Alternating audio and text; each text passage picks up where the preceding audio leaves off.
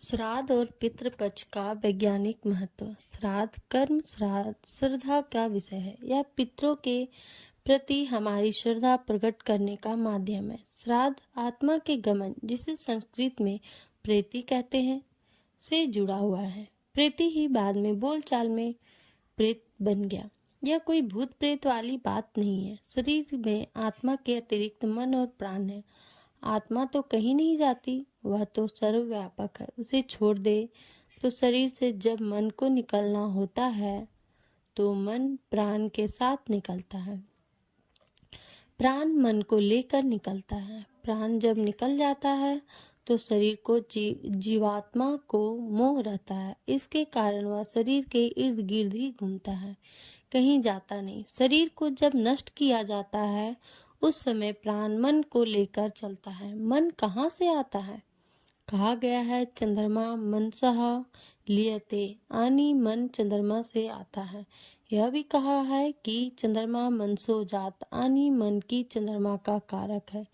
इसलिए जब मन खराब होता है या फिर पागलपन चढ़ता है तो उसे अंग्रेजी में ल्यूनेटिक कहते हैं। ल्यूनार का अर्थ चंद्रमा होता है और इससे ही ल्यूनेटिक शब्द बना है। मन का जुड़ाव चंद्रमा से है, इसलिए हृदयाघात जैसी समस्याएं पूर्णिमा के दिन अधिक होती है। चंद्रमा वनस्पति का भी कारक है। रात को चंद्रमा के कारण वनस्पतियों की वृद्धि अधिक होती है, इसलिए रात को ही पौधे अधिक बढ़ते हैं। दिन में वे सूर्य से प्रकाश संश्लेषण के द्वारा भोजन लेते हैं और रात चंद्रमा की किरणों से बढ़ते हैं। वह अन्न जब हम खाते हैं उससे रस बनता है, उससे अस्तित्व यानी रक्त बनता है। रक्त से मांस, मांस से मेद, मेद से मज्जा और मज्जा के बाद अस्थि बनती है। अस्थि के बाद वीर्य बनता है, वीर्य से ओज बनता है, ओज से मन बनता है। इस प्रकार चंद्रमा से मन बनता है। इसलिए कहा गया है कि जैसा खाओगे अन्न वैसा बनेगा मन। मन जब जाएगा तो उसकी यात्रा चंद्रमा तक की होगी। दाह संस्कार के समय चंद्रमा जिस नक्षत्र में होगा मन उसी ओर अग्रसर होगा। प्राण मन को उस ओर ले जाएगा। चूंकि 27 दिनों के अपने चक्र में चंद्रमा 27 नक्षत्र में घूमता है, इसलिए चंद्रमा घूमकर 28वें दिन फिर से उसी नक्षत्र में आ जाता है। मन की यह 28 दिन की यात्रा होती है। इन 28 दिनों तक मन की ऊर्जा को बनाए रखने के लिए श्राद्धों की व्यवस्था की गई है। चंद्रमा सोम का कारक है, इसलिए उसे सोम भी कहते हैं। सोम सबसे अधिक चावल में होता है।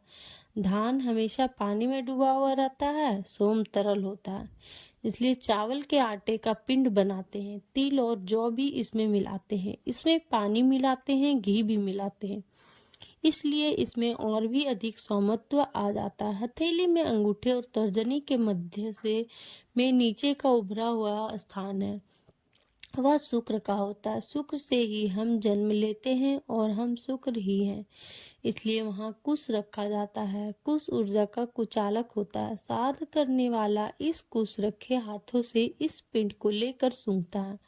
चूंकि उसका और उसके पितर का शुक्र जुड़ा होता है, इसलिए वह उसे श्रद्धा भाव से उसे आकाश की ओर देखकर पितरों के गमन की दिशा में उन्हें मानसिक रूप से उन्हें समर्पित करता है और पिंड को जमीन पर गिरा देता है।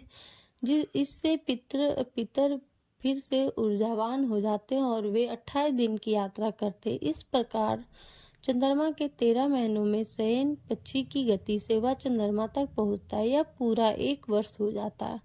इसके प्रतीक के रूप में हम 13वीं करते हैं, गंतव्य तक पहुंचाने की व्यवस्था करते, इसलिए हर 28वें दिन पिंडदान किया जाता है। इसके बाद हमारा कोई अधिकार नहीं। चंद्रमा में जाते ही मन का विखंडन हो जाएगा। पिंडदान कराते समय पंडित लोग केवल 3 ही पितरों को याद करवाते हैं।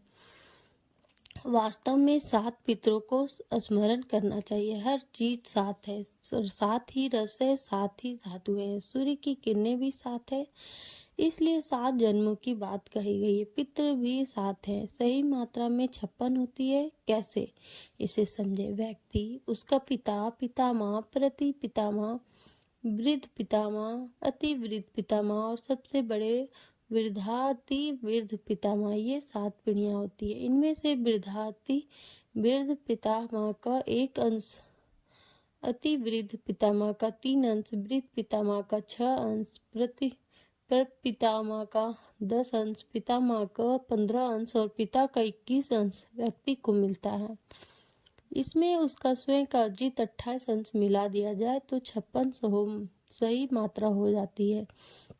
जैसे ही हमें पुत्र होता है, वृद्ध पितामह का एक अंश उसे चला जाता है और उनकी मुक्ति हो जाती है। इससे अति वृद्ध पितामह अब वृद्ध पितामह हो जाएगा। पुत्र के पैदा होते ही 7वें पीढ़ी का एक व्यक्ति मुक्त हो गया, इसलिए 7 पीढ़ियों के संबंधों की बात होती है। अब यह समझे कि 15 दिनों तक पितृपक्ष हम क्यों मनाते हैं। यह तो हमने जान लिया है कि पितरों का संबंध चंद्रमा से, चंद्रमा की पृथ्वी से दूरी 3,85,000 किलोमीटर की दूरी पर हम जिस समय पितृपक्ष मनाते हैं, यानी कि आश्विन महीने के पितृपक्ष में, उस समय 15 दिनों तक पृथ्वी के सर्वाधिक निकट आने की लगभग 3,81,000 किलोमीटर पर ही रहता है। उसका परिक्रमा पथ ही ऐसा है कि वह इस समय पृथ्वी के सर्वाधिक निकट होता है। इसलिए कहा जाता है कि पितृ हमारे निकट आ जाते हैं। सतपथ ब्राह्मण में कहा है, विभु ऊर्ध्व भाग पितरो वसंती, यानी विभु अर्थात चंद्रमा के दूसरे हिस्सों पितरों का निवास है। चंद्रमा का एक पक्ष हमारे सामने होता है जिसे हम देखते हैं, परंतु चंद्रमा का दूसरा पक्ष हम कभी देख नहीं पाते। इस समय चंद्रमा दक्षिण दिशा में होता है। दक्षिण दिशा को यम का घर माना गया है।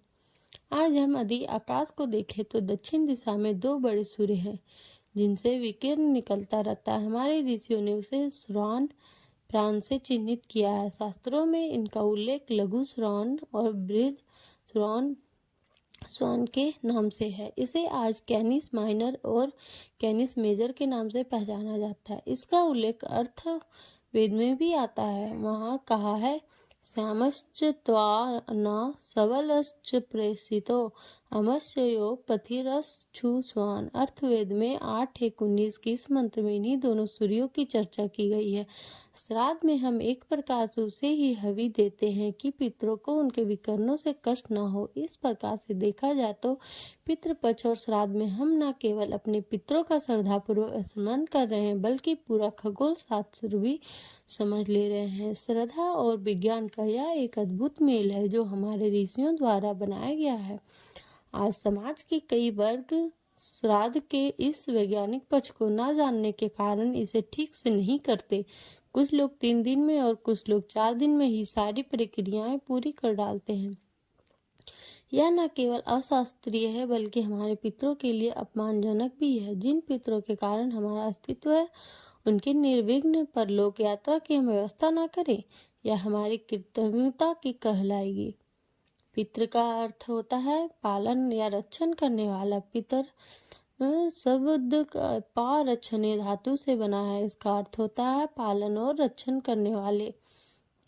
एक वचन में इसका प्रयोग करने से इसका अर्थ जन्म देने वाला पिता होता है और बहुवचन में प्रयोग करने से पितर आनी सभी पूर्वज होता है। इसलिए पितर पक्ष का अर्थ यही है कि हम सभी 7 पितरों का स्मरण करें। इसलिए इसमें 7 पिंडों की व्यवस्था की जाती है। इन पिंडों को बाद में मिला दिया जाता है। ये पिंड भी पितरों की वृद्धावस्था के अनुसार क्रमशः घटते आकार में बनाए जाते हैं, लेकिन आज इस पर ध्यान नहीं दिया जाता है। वार्ताधारित साभार भारतीय धरोहर। तो दोस्तों, आपको आज हम पितृपक्ष के बारे में बताएं, तो आप सबको कैसा लगा कमेंट करके ज़रूर बताएं। और हमारे चैनल को अगर सब्सक्राइब नहीं किए होंगे तो ज़रूर सब्सक्राइब करें। मिलते हैं अगले वीडियो में। धन्यवाद।